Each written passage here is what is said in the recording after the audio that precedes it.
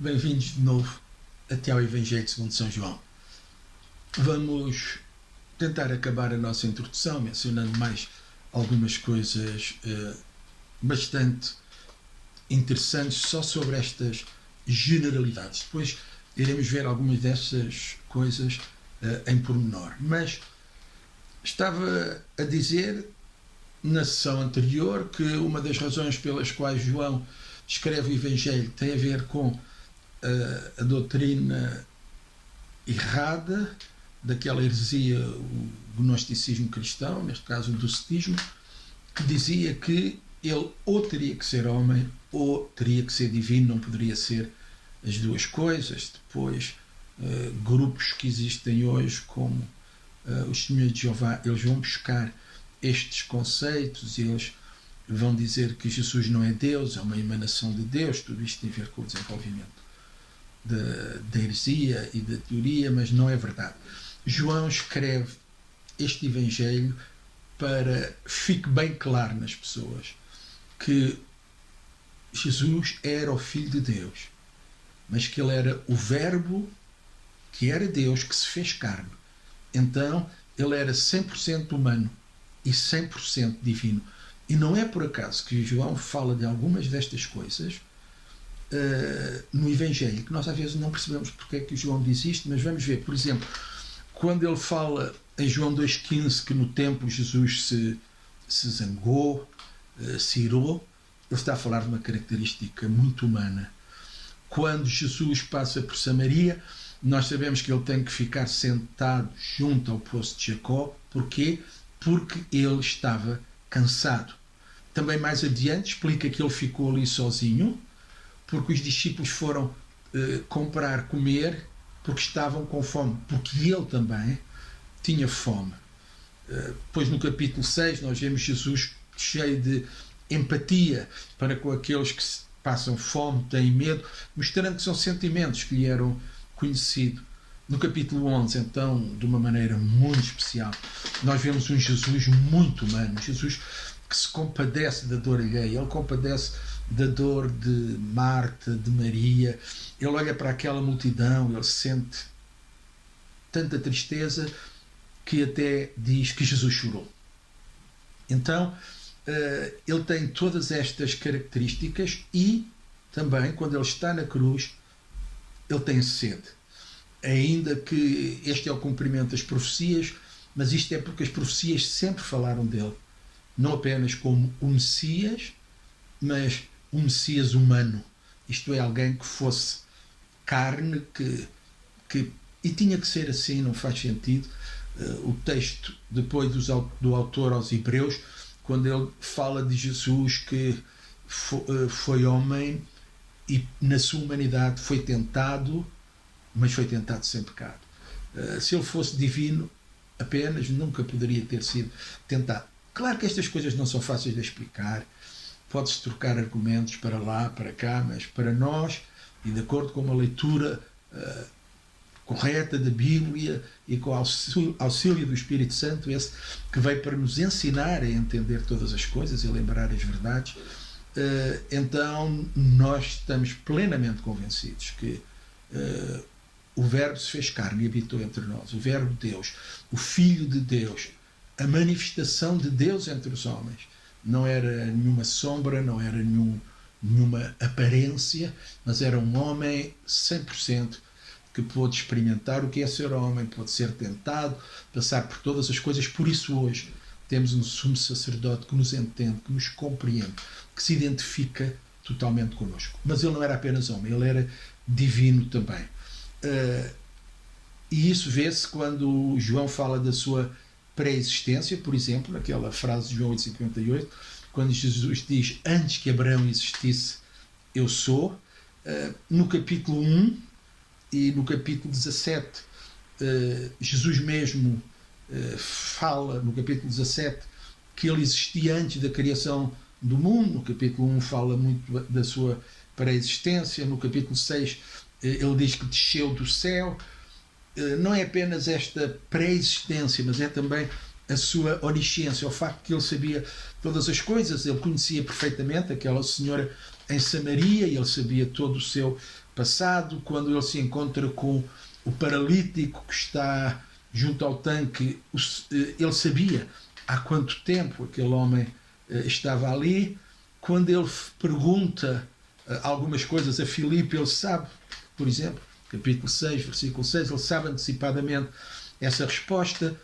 Também no capítulo 6 percebemos que ele sabia, na parte final, versículo 64, que Judas o iria trair.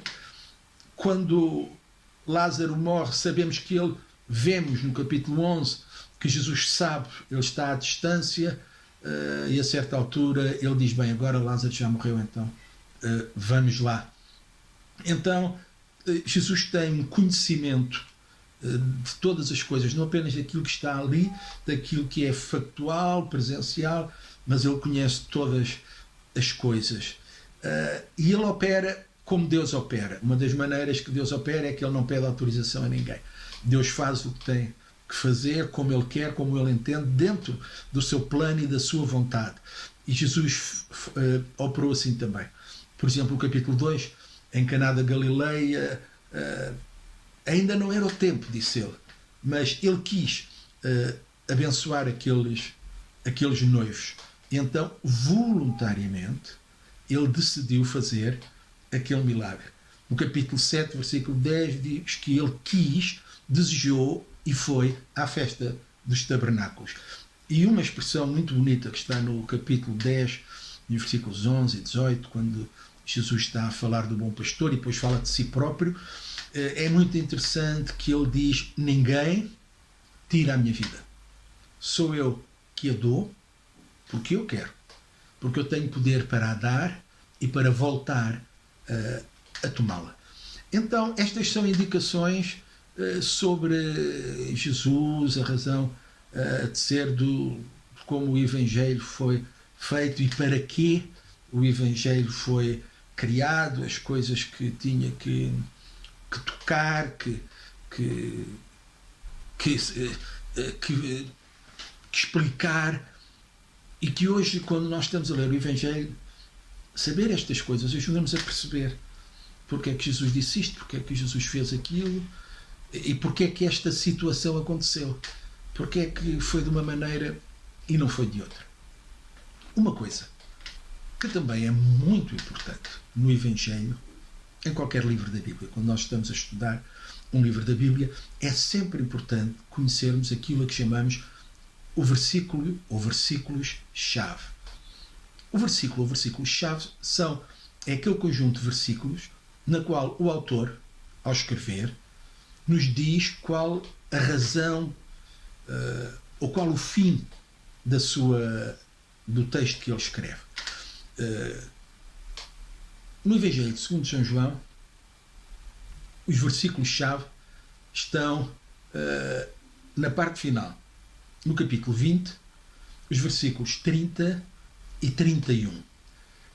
E nós, de repente, João está a começar a chegar ao fim, depois ainda tem a parte da última pesca e da conversa de Jesus com Pedro, etc. Mas ali há quase que um terminar da primeira parte da história, e João diz assim: Jesus, pois, operou também na presença dos seus discípulos muitos outros sinais que não estão escritos neste livro.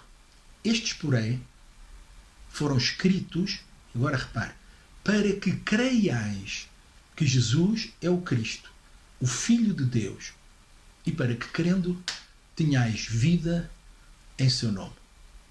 Então, este Evangelho tem um alvo bem definido na mente de João. Ele não escreve apenas para nos dar uma sinopse da vida de Jesus, ele não nos quer contar apenas, repetir outra vez, factos históricos que nos possam levar a conhecer Jesus, que nos possam ficar a conhecer o homem.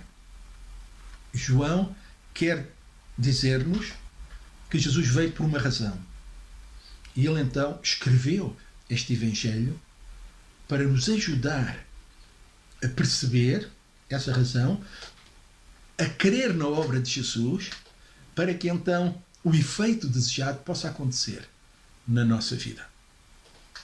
E aquilo que nós nos apercebemos que João quer é, ele quer em primeiro lugar que nós saibamos que ele era o Filho de Deus, o Senhor Todo-Poderoso, sem dúvida, que veio para morrer por nós na cruz do Calvário, pagar os nossos pecados e ganhar uma salvação, e para que, crendo nisto de todo o coração, sem dúvidas, nós pudéssemos então receber a dádiva, o dom maravilhoso que Deus tem para nós e nos deu em Jesus, que é a vida eterna. Mas isto só é possível quando nós queremos. Então João escreve o seu Evangelho dando muita ênfase a estas 3 palavras: crer, vida e milagres. Em João, crer é muito mais do que meramente ter informação. É estar informado, é acreditar nessa informação e é tornar-se íntimo da informação. Isto é permitir que essa informação mude a nossa vida, influencie a nossa vida. Quando eu creio porque eu conheço. E a vida eterna é isso mesmo, é conhecer, é crer e é experimentar numa vida diária, numa caminhada constante, quem Jesus é. Claro que ao crer, ao andar com Ele, ao viver com Ele, uma das coisas que eu vou ter é conhecimento. Por isso, vida eterna é que te conheçam, diz ele em João 17, diz Jesus, João 17:3, vida eterna é que te conheçam a ti só, como único Deus e a teu Filho, a quem enviaste. Então, João quer que nós creiamos, acreditemos, mas não em alguma coisa que fica apenas na nossa mente, mas que desce ao nosso coração, se torna parte de nós. E como se diz que a pessoa só aprende quando a sua vida muda, então também eu só creio verdadeiramente quando eu pratico aquilo que agora eu conheço acerca de Deus. Uma vida de entrega, de dedicação, de santificação, uma vida que procura em tudo agradar-lhe, ser para glória do seu nome. Mas o alvo desta crença é que eu tenha vida eterna. Esta vida que está descrita em João 17:3, Zoe, é a palavra grega para esta vida eterna. E como eu já disse, a vida eterna é a coisa mais simples que existe. É passar de um estado de inimizade contra Deus, de separação de Deus, em que estamos mortos nos nossos delitos e pecados, e porque cremos em Jesus, porque recebemos a obra, recebemos os efeitos da obra que ele efetuou no Calvário, então, porque cremos, nós somos salvos, perdoados. Como diz João, no capítulo 1, versículo 12, nós recebemos, por este ato de fé, de crença, o direito de sermos feitos filhos de Deus. Agora, mencionámos uma terceira palavra, a palavra milagres, que no Evangelho de João ele não usa muito esta palavra, e geralmente é a palavra sinais. Então esta é a terceira palavra. Lemos aqui que Jesus, pois, operou muitos outros sinais na presença dos seus discípulos. A maneira como João nos quer levar à fé em Jesus é uma forma lógica, racional e acumulativa. O que é que eu quero dizer com isto? João não diz apenas acredita que ele é.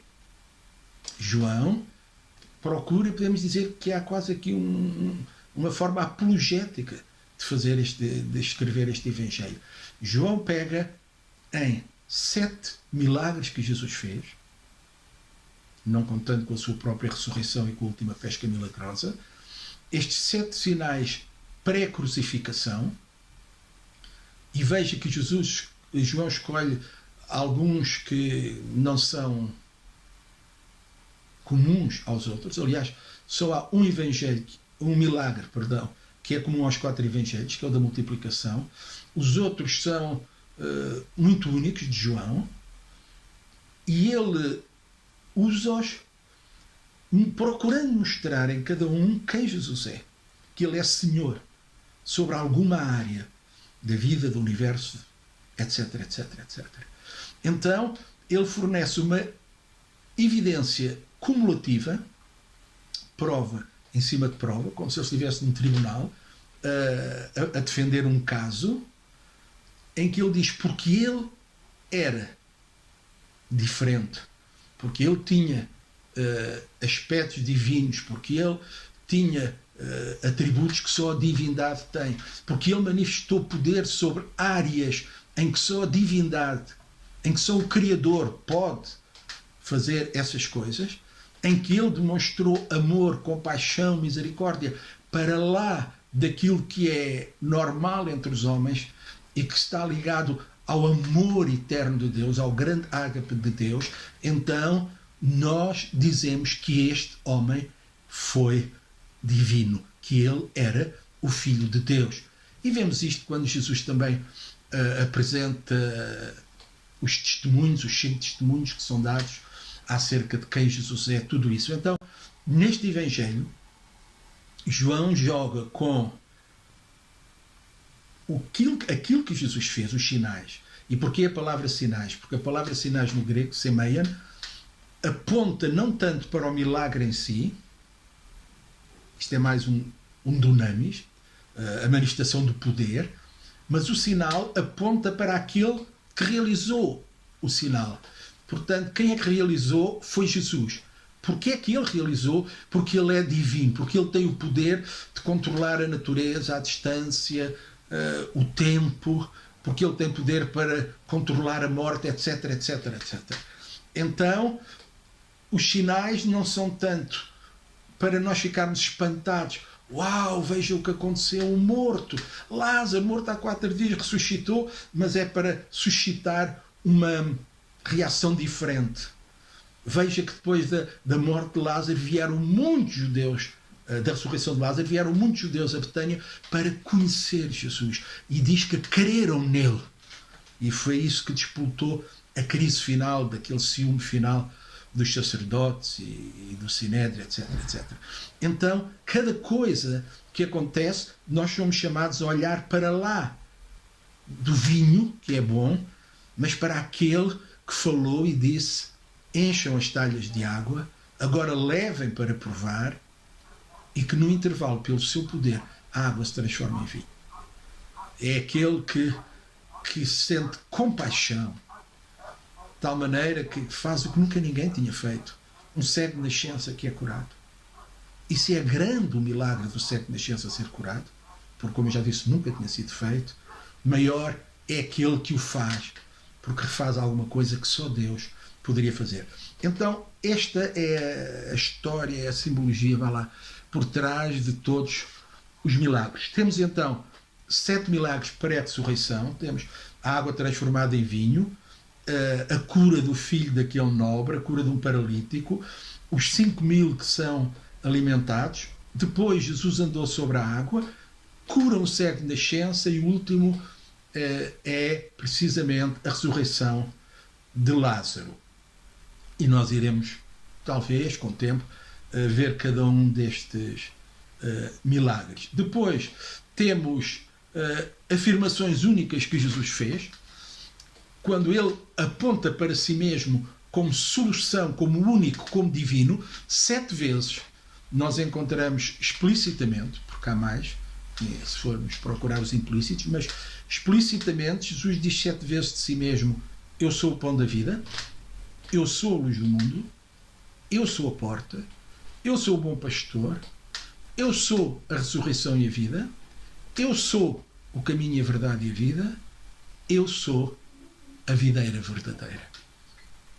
Iremos ver cada uma destas coisas de per si, mas afirmações únicas nas quais Jesus se identifica com o Deus eterno do Antigo Testamento, com Jeová, aquele que disse de si mesmo: eu sou aquilo que sou. Então agora Jesus afirma de uma maneira que não é uma maneira relativa, é uma maneira perfeita, absoluta. Ele diz: eu sou. Então depois vamos ver isto. Também no Evangelho de João temos 14 discursos e é importante que se quiserem, ler cada um deles com muita atenção, porque no capítulo 3 temos o discurso sobre o novo nascimento, no capítulo 4, na primeira parte, temos o discurso sobre a água da vida, no capítulo 5 temos o discurso sobre a fonte da vida e os testemunhos, quando Jesus apresenta 5 testemunhos sobre quem ele é. No capítulo 6 temos o discurso de que ele é o sustentador da vida, no capítulo 7 que ele é a fonte da verdade, no capítulo 8 que ele é a luz do mundo, também no capítulo 8, nos versículos 21 a 30, ele fala do verdadeiro objetivo da fé, e na parte final, dos versículos 31 a 59, ele fala de liberdade espiritual e de ascendência espiritual. No capítulo 10 ele apresenta-se como o pastor do rebanho, na parte mais final, 22 a 38, ele apresenta-se como igual ao Pai, ele e o Pai são um. O discurso número 11 está no capítulo 12, versículos 20 a 36, em que ele se apresenta como o Redentor do mundo.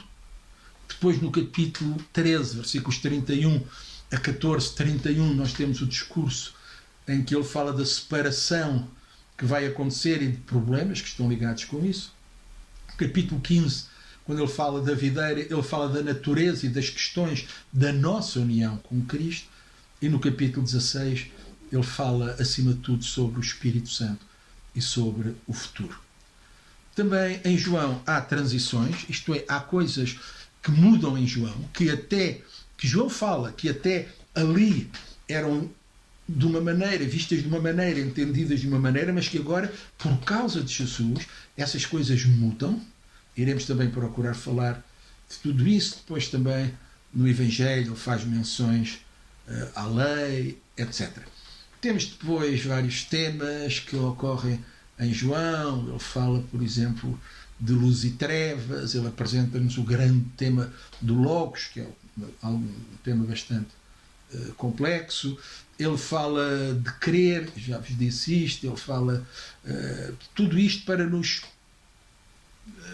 são linhas, são forças, linhas de força que nós encontramos no Evangelho.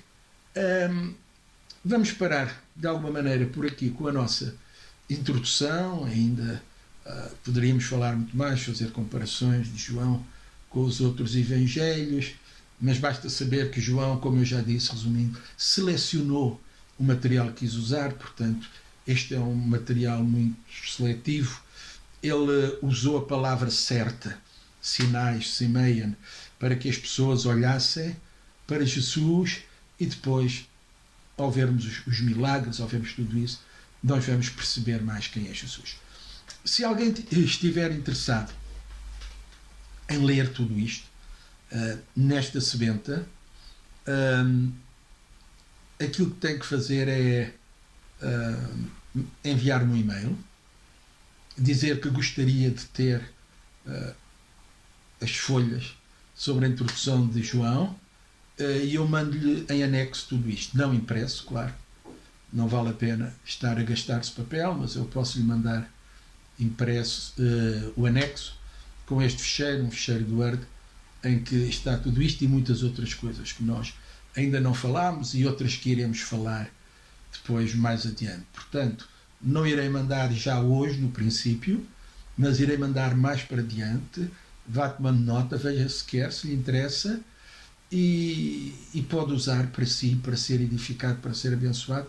Se quiser usar alguma coisa, se achar que é útil, alguma classe de escola dominical, alguma formação, pode usar, porque também nada disto é meu, é aquilo que eu tenho encontrado, pesquisado, recebido, entendido, e então não há aqui direitos de autor. O meu endereço de e-mail, se quiser tomar nota, porque eu aqui agora, quando estou a gravar, não tenho a possibilidade de pôr em rodapé, é adlisboa PR Diniz com S Rodrigues, tudo pegado, adlisboa PR Diniz Rodrigues @gmail.com. AD Lisboa, PR Diniz Rodrigues, tudo seguido, @gmail.com. Envie-me um e-mail e eu posso enviar-lhe em anexo este texto de João, desta introdução e algumas outras coisas que nós iremos falar. Obrigado pela companhia. Deus vos abençoe.